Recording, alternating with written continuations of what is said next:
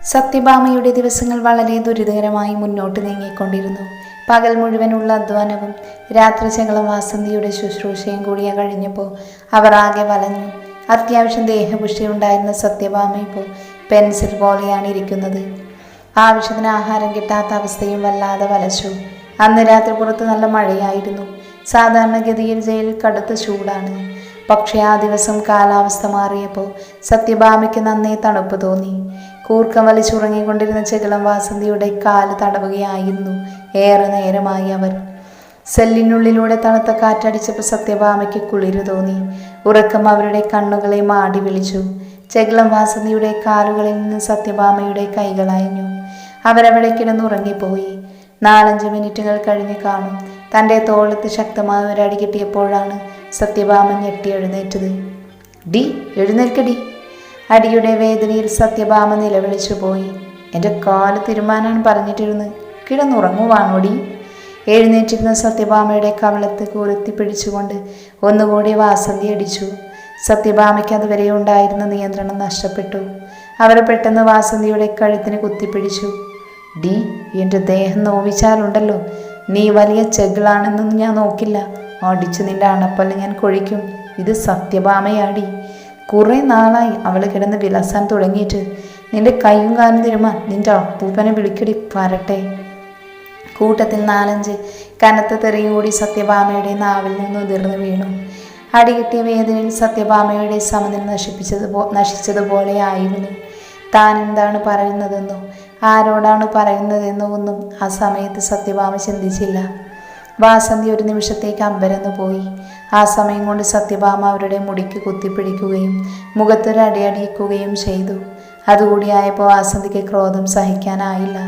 പിന്നെ ആ സെല്ലിനുള്ളിൽ നടന്നത് അടിയുടെ പൂരമായിരുന്നു. വാസന്തി സത്യഭാമയെ തലങ്ങും വിലങ്ങും തല്ലി കുനിച്ചു നിർത്തി നടുവിനിടിച്ചു. തലമുടിയിൽ കുത്തിപ്പിടിച്ചടിച്ചു. ആദ്യമൊക്കെ എതിർത്ത് നിൽക്കാൻ ശ്രമിച്ചെങ്കിലും സത്യഭാമയ്ക്ക് പിന്നെ അതിന് സാധിച്ചില്ല. ചെകിളം വാസന്തിയുടെ കരുത്തിന് മുന്നിൽ അവർക്ക് അടി പതറിപ്പോയി. അയ്യോ രക്ഷിക്കണേ, എന്നെ കൊല്ലുന്നേ, ഓടി വരണേ. സത്യഭാമ വലയിൽ വായിൽ നിലവിളിച്ചു. പക്ഷേ ചെകിളം വാസന്തിയെ പേടിച്ച് പോലീസുകാരും ആദ്യം അങ്ങോട്ടെത്തി നോക്കിയില്ല. 4-5 മിനിറ്റ് കഴിഞ്ഞപ്പോൾ വാസന്തിയുടെ ദേഷ്യം തെല്ലും നടങ്ങി. അവർ ഒരു പഴന്തുള്ളിക്കെട്ട് പോലെ സത്യഭാമയെ നിലത്തേക്ക് വലിച്ചെറിഞ്ഞു. എന്നിട്ടൊരു ചവിട്ടും കൂടി കൊടുത്തു. അയ്യോ രക്ഷിക്കണേ. അല്പം കഴിഞ്ഞൊരു കോൺസ്റ്റബിൾ ഉറക്കച്ചടവോടെ അങ്ങോട്ടേക്ക് വന്നു. എന്താ അവിടെ? ഒന്നുമില്ല മാഡം, ഞാനൊന്നേ പടക്കം പൊട്ടിച്ചതാ. മാഡം പോയി കിടന്നുറങ്ങിക്കോ. വാസന്തി യാതൊരു കൂസലുമില്ലാതെ പറഞ്ഞു. അധികം പ്രശ്നമൊന്നും ഉണ്ടാക്കില്ലേ വാസന്തി, വല്ല ഹോസ്പിറ്റൽ കേസും വന്ന് നമുക്ക് പണിയാകും. ആ സ്ത്രീ ഒരു നയത്തിൽ പറഞ്ഞു. ഓ, ഇത് ഹോസ്പിറ്റൽ കേസൊന്നും ആകില്ല മാഡം. ഇവളെ ഒന്ന് നന്നായി ചവിട്ടി തിരുമിയാൽ തീരാവുന്ന പ്രശ്നമേ ഉള്ളൂ. അത് ഞാൻ തന്നെ ചെയ്തോളാം. പിന്നെ ആ കോൺസ്റ്റബിൾ ഒന്നും പറഞ്ഞില്ല. അവർ തിരിച്ചുപോയി. സത്യഭാമ വെറും തറയിൽ കിടന്ന് ദീനമായി ഏങ്ങിക്കൊണ്ടിരുന്നു. ഇതേ സമയം നിദ്ര. ഒരു ബ്രേക്ക് കിട്ടിയപ്പോൾ കോളേജ് ലൈബ്രറിയിൽ ചെന്ന് റെഫറൻസായി കുറച്ച് പുസ്തകങ്ങൾ നോക്കാൻ ഒരുങ്ങുകയായിരുന്നു നിദ്ര. നന്ദന എന്തോ നോട്ട്സ് എഴുതാനുള്ളത് കൊണ്ട് ക്ലാസ് റൂമിൽ തന്നെ ഇരുന്നു. ലൈബ്രറി കെട്ടിടത്തിന് മുന്നിലൊരു അലസർ പൂക്കളുണ്ട്. അവിടെ എപ്പോഴും ചുവന്ന പൂക്കൾ കൊണ്ട് നിറഞ്ഞിരിക്കും. നിദ്രയ്ക്ക് എന്തുകൊണ്ടോ ആ പൂക്കൾ കാണുമ്പോഴൊക്കെ രുദ്രൻ്റെ മുഖം ഓർമ്മ വരുമായിരുന്നു. അവനെ മനഃപൂർവ്വം മറന്നെന്ന് ഭാവിക്കാൻ അവൾ ശ്രമിക്കുകയായിരുന്നു. ഗായത്രി ദേവിക്ക് മഹാദേവനും വിഷമമാകുമെന്ന് വിചാരിച്ച് അവൾ അവൻ്റെ കാര്യങ്ങളൊന്നും തന്നെ അവരുടെ മുന്നിൽ വെച്ച് പറയാറില്ലായിരുന്നു. പക്ഷേ രാത്രികളിൽ അവൾ മിക്കപ്പോഴും അവനെ ഓർത്ത് ഉറക്കമില്ലാതെ തിരിഞ്ഞും മറിഞ്ഞും കിടന്നു. അവസാനം വിളിച്ചപ്പോഴുണ്ടായ അവൻ്റെ ഇടറിയ ശബ്ദം അവൾക്ക് തൻ്റെ കാതുകളിൽ വന്ന് അലയ്ക്കുന്നത് പോലെ തോന്നുമായിരുന്നു. പക്ഷേ താനിതിൽ എന്തു തെറ്റാണ് ചെയ്തതെന്ന് അവൾ ആലോചിച്ചു. എങ്കിലും അവൻ്റെ വീട്ടുകാരിൽ നിന്ന് അവനെ അകറ്റാൻ താനൊരു കാരണമായല്ലോ എന്നോർത്ത് അവൾക്ക് ഖേദമുണ്ടായിരുന്നു. ദേവേട്ടൻ സാറയുമൊത്ത് ജീവിതം തുടങ്ങിയോ? അദ്ദേഹം അവളുമായി സന്തോഷത്തിലാണോ എന്നൊക്കെ നിദ്ര ആലോചിക്കും. രുദ്രനും സാറയും ഒരുമിച്ചാണ് താമസിക്കുന്നത് എന്ന് ഓർക്കുമ്പോഴൊക്കെ അവൾക്ക് എന്തുകൊണ്ടോ പൊള്ളിപ്പിടഞ്ഞു. അപ്പോഴൊക്കെ അവൾ രുദ്രൻ തനിക്ക് അർഹതപ്പെട്ടതല്ലെന്നും അവൻ സാറയുടേതാണെന്നും മനസ്സിനെ ബോധ്യപ്പെടുത്താൻ ശ്രമിച്ചു. എല്ലാ സന്തോഷങ്ങൾക്കിടയിലും ഒരു വിഷാദം അവളെ ചൂഴ്ന്നിരുന്നു. എങ്കിലും അവൾ അത് സമർത്ഥമായി മറച്ചു വെച്ചു. ലൈബ്രറിയിൽ ചെന്ന് പുസ്തകങ്ങളെടുത്ത് അവൾ റെഫറൻസ് എഴുതിക്കൊണ്ടിരുന്നു. കുറച്ചു കഴിഞ്ഞപ്പോൾ അവൾക്ക് കുറച്ചുകൂടി ഉള്ളിലായി പുസ്തകങ്ങൾ വെച്ച് ഷെൽഫിനടുത്തേക്ക് നടന്നു. ഉദ്ദേശിച്ചത് തിരഞ്ഞുകൊണ്ടിരിക്കുന്നതിൻ്റെ ഇടയിലാണ് തൻ്റെ പിറകിൽ ഒരു കാൽപ്പെരുമാറ്റം കേട്ടതുപോലെ അവൾക്ക് തോന്നിയത്. ഞെട്ടിത്തിരിഞ്ഞ് നോക്കിയപ്പോൾ നന്ദനയാണ്. ഹോ, പേടിച്ചു പോയല്ലോ. നിനക്കൊന്ന് മിണ്ടിയും പറഞ്ഞു വന്നൂടെ പെണ്ണേ? നിദ്ര ചോദിച്ചു. ഓ, ഇതിൻ്റെ അകത്ത് ആരെ പേടിക്കാനാടി? നീ ഏതു നേരവും എന്തൊക്കെയോ ചിന്തിക്കല. പുറത്തല്ല നിന്റെ ശ്രദ്ധ, അതുകൊണ്ടാ എന്തെങ്കിലും ശബ്ദം കേൾക്കുമ്പോൾ ഇത്ര പേടി. നിന്റെ പ്രശ്നം എന്താണെന്ന് പറഞ്ഞാൽ നമുക്കതിന് പരിഹാരമുണ്ടാക്കാം. നന്ദന ഒരു ചിരിയോടെ പറഞ്ഞു. പക്ഷേ പെട്ടെന്ന് നിദ്രയുടെ മുഖം മങ്ങി, കണ്ണുകൾ നിറഞ്ഞു. അവൾ പെട്ടെന്ന് മുഖം തിരിച്ചെങ്കിലും ആ കലങ്ങിയ കണ്ണുകൾ കണ്ട് നന്ദനയ്ക്കും വിഷമമായി. പുറമേ ചിരിച്ചും കളിച്ചും നടക്കുന്നുണ്ടെങ്കിലും നിദ്രയുടെ ഉള്ളിൽ എന്തൊക്കെയോ സങ്കടങ്ങൾ ഉണ്ടെന്ന് അവൾക്ക് വന്ന നാൾ മുതൽ തോന്നുന്നതാണ്. പക്ഷേ അതൊന്നും ചോദിച്ച് ഒരുപാട് നിദ്രയെ വിഷമിപ്പിക്കാനും തോന്നിയില്ല. തന്നെ വിശ്വാസമാകുമ്പോൾ അവൾ തന്നെ പറയട്ടെ എന്ന് നന്ദന വിചാരിച്ചു. നമുക്ക് ക്യാൻറ്റീനിൽ പോയൊരു കോഫി കുടിച്ചാലോ? വിഷയം മാറ്റാനായി നന്ദന ചോദിച്ചു. നിദ്രയ്ക്കും തോന്നി ഒരു കോഫി കഴിക്കാം. എന്തോ ഒരു ഉന്മേഷക്കുറവ്. രാവിലെ മുതൽ ലൈബ്രറി ഹാളിന് പുറത്ത് കടക്കും ഞാൻ ആദ്യമായിട്ട് അവിടുന്ന് കോഫി കഴിക്കുന്നത്. ക്യാൻറ്റീനിലെ ചില്ലുവാതിൽ കിടക്കുമ്പോൾ നിദ്ര നന്ദനയോട് പറഞ്ഞു. ഇവിടുത്തെ അത്യാവശ്യ സൗകര്യങ്ങളുണ്ട്, പിന്നെ സ്നാക്സ് ആൻഡ് മീൽസൊക്കെ വളരെ നല്ലതാണ്. പുറത്തുനിന്ന് കഴിക്കുന്നതിനേക്കാൾ ലാഭമാണ്. നന്ദന പറഞ്ഞത് കേട്ട് നിദ്ര പുഞ്ചിരിച്ചു. അവർ സന്തോഷത്തോടെ അവിടെ ടേബിളിന് ചുറ്റുമിട്ടിരുന്ന കസേരയിലിരുന്നു. എന്നാൽ എതിർ സൈഡിലിരുന്ന ഒരു ഗ്രൂപ്പ് സ്റ്റുഡൻസ് തങ്ങളെ ശ്രദ്ധിക്കുന്നത് അവർ അറിഞ്ഞതേയില്ല. അവർ കാപ്പിയും സ്നാക്സും ഓർഡർ ചെയ്തു. അപ്പോഴാണ് ഒത്ത ഉയരവും വണ്ണവുമുള്ള കാണാൻ തെറ്റില്ലാത്ത ഒരു ചെറുപ്പക്കാരൻ പിന്നെ ടേബിളിൽ നിന്ന് തന്നെ നോക്കുന്നത് നിദ്ര കണ്ടത്. അവൾക്ക് വല്ലായ്മ തോന്നി. അവനോടടുത്തിരുന്ന് എന്തോ പറയുന്ന പെൺകുട്ടി മേഘ്നയാണെന്ന് അവൾ തിരിച്ചറിഞ്ഞു. നിദ്ര ചുറ്റും നോക്കി.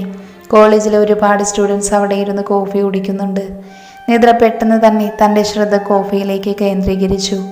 അത് കുടിച്ചിട്ട് പണം കൊടുത്ത് അവൾ നന്ദനയോടും കൂടെ കൂട്ടി പോകാനൊരുങ്ങുകയായിരുന്നു. ആ സമയത്താണ് ഇന്ദ്രജിത്ത് തൻ്റെ സീറ്റിൽ നിന്ന് എഴുന്നേറ്റ് അവളുടെ നേരെ വന്നു നിന്നത്. അവൻ അവളെ കൈനീട്ടി തടഞ്ഞു. എങ്ങോട്ടാ നീ ഓടുന്നത്? കുറച്ച് കഴിഞ്ഞിട്ട് പോയാൽ മതി. നിങ്ങളാരാ? നിങ്ങൾക്കെന്താ വേണ്ടത്? നിദ്ര പതറിക്കൊണ്ട് ചോദിച്ചു. മാറി നിൽക്ക്, ഞങ്ങൾക്ക് പോകണം. തൻ്റെ മുന്നിൽ നെഞ്ചു വിരിച്ച് നിൽക്കുന്നവനെ നോക്കി നിദ്ര പറഞ്ഞു. അവൾ നന്ദനയെ നോക്കി. നന്ദനയുടെ മുഖത്തും ഭയം കൂട്ടിയിരുന്നു. പോകാം, പക്ഷേ എന്നെ അപമാനിച്ചതിന് നീ പ്രായശ്ചിത്തം ചെയ്തേ പറ്റൂ. ഞാൻ നിങ്ങളെ അപമാനിച്ചെന്നു? ഞാൻ നിങ്ങളെ ആദ്യമായിട്ടല്ലേ കാണുന്നത്? നിദ്രയുടെ സ്വരം വിറച്ചു. നമ്മൾ തമ്മിൽ കാണുന്നത് ആദ്യമായിട്ടായിരിക്കും. പക്ഷേ നീ മേഘ്നയെ ഇൻസൾട്ട് ചെയ്തില്ലേ? അവളെ അപമാനിക്കുന്നത് എന്നെ അപമാനിക്കുന്നതിന് തുല്യമാണ്. അതുകൊണ്ട് മോള് അതിന് പ്രായശ്ചിത്തം ചെയ്തിട്ട് പോയാൽ മതി. എന്ത് പ്രായശ്ചിത്തം? മറ്റൊന്നുമല്ല, ആരുടെ മുന്നിൽ വെച്ചാണോ നീ മേഘ്നയെ അടിച്ചത് അവരുടെ എല്ലാം മുന്നിൽ വെച്ചിട്ട് നീ അവളോട് മാപ്പ് പറയണം. ഞാൻ മാപ്പ് പറയില്ല. ഞാനൊരു തെറ്റും ചെയ്തിട്ടില്ല എന്ന് എനിക്ക് ബോധ്യമുണ്ട്.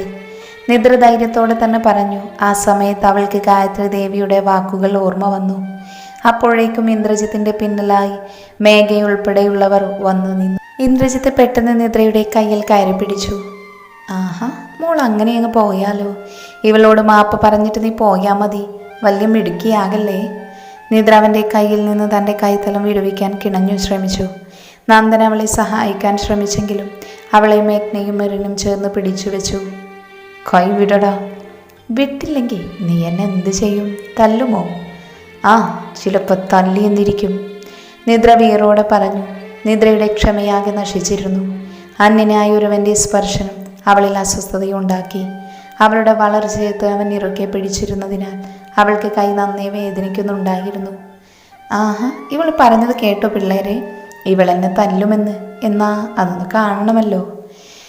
ഇന്ദ്രൻ തൻ്റെ ഗ്യാങ്ങിനെ നോക്കി ചിരിച്ചു. അവരിൽ നിന്ന് നിദ്രയുടെ നേർക്കൊരു പരിഹാസ ചിരി ഉയർന്നു. അതുകൂടി ആയപ്പോൾ നിദ്രയ്ക്ക് സഹിക്കാൻ വയ്യാതെയായി. ഇന്ദ്രജിത്ത് ഒരു വഷളം ചിരിയോടെ നിദ്രയുടെ നിറഞ്ഞ കണ്ണുകളിലേക്കും തുടുത്താതിരങ്ങളിലേക്കും നോക്കി. അവൻ അവളെ അങ്ങനെ കാണുമ്പോൾ തമാശ തോന്നി. തന്നോടെൻ്റെ കൈവിടാനാ പറഞ്ഞത്, നിദ്ര വീണ്ടും പറഞ്ഞു.